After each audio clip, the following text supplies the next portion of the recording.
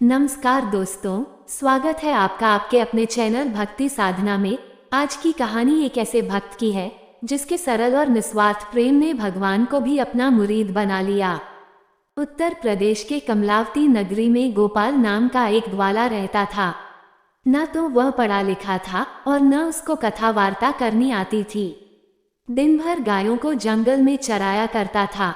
दोपहर को स्त्री छाक पहुंचा दिया करती थी। गोपाल सीधा, सरल और निश्चिंत था। कहीं सत्संग से उसने राम नाम के बारे में सुन लिया। क्योंकि पढ़ा लिखा तो था नहीं, तो उसे ज्यादा कुछ तो सत्संग में समझ नहीं आया, पर राम नाम बोलना चाहिए ये बात पकड़ ली और राम राम जपने लगा। सो उसका जप वह सुबह शाम थोड़ा बहुत कर लेता था। इस प्रकार उसकी उम्र 50 वर्ष की हो गई। बराबर वाले उसे चिढ़ाया करते थे, राम राम रटने से वैकुंठ से विमान नहीं आने का। एक दिन गोपाल को उसके साथी चिढ़ा रहे थे। उसी रास्ते एक संत जा रहे थे। उन्होंने चिढ़ाने वालों से कहा, भाई तुम लोग बड़ी गलती कर रहे हो। भगवान के नाम की महिमा तुम नहीं जानते। ये बूढ़ा चरवाहा यदि इसी प्रकार श्रद्धा से भगवान का नाम लेता रहेगा तो इसे संसार सागर से पार कर देने वाले गुरु अवश्य मिल जाएंगे। भगवान का नाम तो सारे पापों को तुरंत भस्म कर देता है। गोपाल को अब विश्वास हो गया कि मुझे अवश्य गुरु मिलेंगे और उनकी कृपा से मैं भगवान के दर्शन कर सकूंगा। वह अब बराबर गुरुदेव की प्रतीक्षा करने लगा। वह सोचता, गुरुजी को मैं झट संत के बताए लक्षणों से पहचान लूंगा, उन्हें ताज़ा दूध पिलाऊंगा, वे मुझ पर राजी हो जाएंगे। मेरे गुरुजी बड़े भारी ज्ञानी होंगे। भला उनका ज्ञान मेरी समझ में तो कैसे आ सकता है। मैं तो उनसे एक बात पूछूंगा, मुझसे बहुत सी झंझट नहीं होगी। गोपाल की उत्कंठा तीव्र थी। वह बार बार रास्ते पर जाकर देखता, पेड़ पर चढ़कर देखता, लोगों से पूछता कोई संत तो इधर नहीं आए। कभी कभी व्याकुल होकर गुरुजी के न आने से रोने लगता। अपने अनदेखे अनजाने गुरु को जैसे वह खूब जान चुका है। एक दिन इसी प्रकार की प्रतीक्षा में गोपाल ने दूर से एक संत को आते देखा। उसका हृदय आनंद से पूर्ण हो गया। उसने समझ लिया कि उसके गुरुदेव आ गए। उन्हें ताज़ा दूध पिलाने के लिए झटपट वह गाय दोहने बैठ गया। इतने में वे संत पास आ गए। दोहना अधूरा छोड़कर एक हाथ में दूध का बर्तन और दूसरे में अपनी लाठी लिए वह खड़ा हो गया और बोला, महाराज तनिक दूध तो पीते जाओ। साधु ने आतुर शब्द सुना तो रुक गए। संत के सामने जाकर उसने मस्तक झुकाया और सरल भाव से बोला, लो ये दूध पी लो और मुझे उपदेश देकर कृतार्थ करो। मुझे भावसागर से पार कर दो। महाराज अब मैं तुम्हारे चरण नहीं छोड़ूंगा। दूध का बर्तन और लाठी एक ओर रखकर वह संत के चरणों से लिपट गया। उसके नेत्रों से झरझर आंसू गिरने लगे। संत एक बार तो ये सब देखकर चकित हो गए। फिर गोपाल के सरल भक्तिभाव को देखकर उन्हें बड़ी प्रसन्नता हुई। उन्होंने गोपाल से घर चलकर स्नान करके दीक्षा लेने को कहा। गोपाल बोला, महाराज मुझे तो वन में रहकर गायें चराना ही आता है।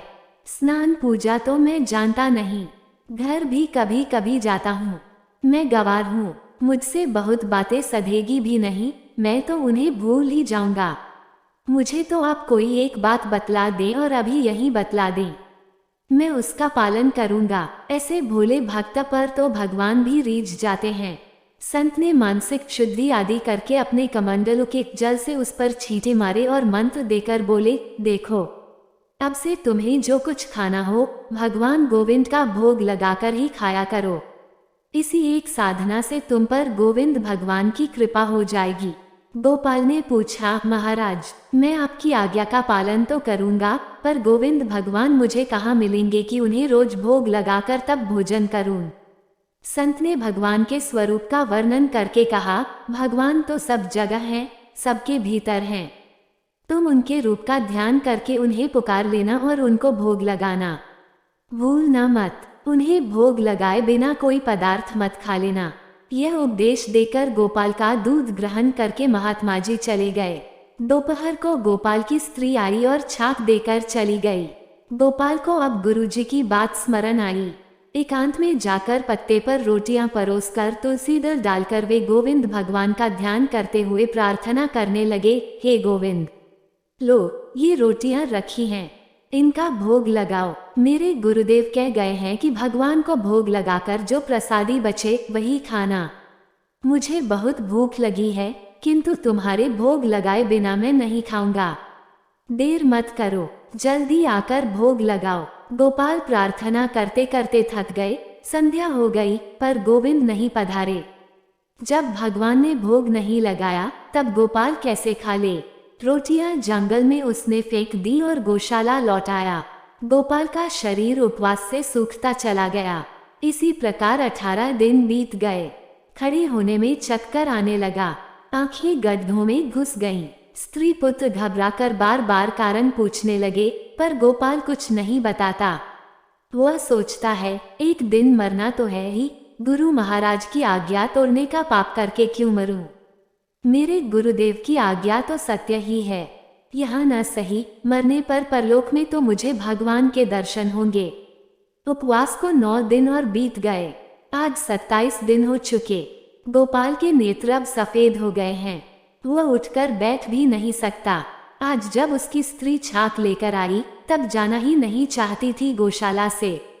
उसे किसी प्रकार गोपाल ने घर भेजा। बड़ी कठिनता से छाक परोसकर वह भूमि पर लेट गया। आज बैठा न रह सका। आज अंतिम प्रार्थना करनी है उसे। वह जानता है कि कल फिर प्रार्थना करने को देह में प्राण नहीं रहेंगे। आज वह गोविंद भगवान को रोटी खाने के लिए हृदय के अंतिम बल से पुकार रहा है। यह क्या हुआ? इतना तेज, इतना प्रकाश कहाँ से गौशाला में आ गया? गोपाल ने देखा कि उसके सामने गुरुजी के बताए वही गोविंद भगवान खड़े हैं। एक शब्द तक उसके मुख से नहीं निकला। भगवान के चरणों पर उसने सिर रख दिया। उसके नेत्रों की धारा ने उन लाल लाल चरणों को धो दिया। भगवान ने भक्त को गोद में उठा लिया और बोले, गोपाल तू रो मत, देख मैं तेरी रोटियां खाता हूँ। मुझे ऐसा ही अन्न प्रिय है। अब तू यहाँ से घर जा। अब तुझे कोई चिंता नहीं। अपने बंधु बांधवों के साथ सुखपूर्वक जीवन बिता। अंत में तू मेरे गोलोक धाम आएगा। भगवान ने उसकी रोटियां खा ली और उसके लिए प्रसाद छोड़कर अंतर्धान हो गए।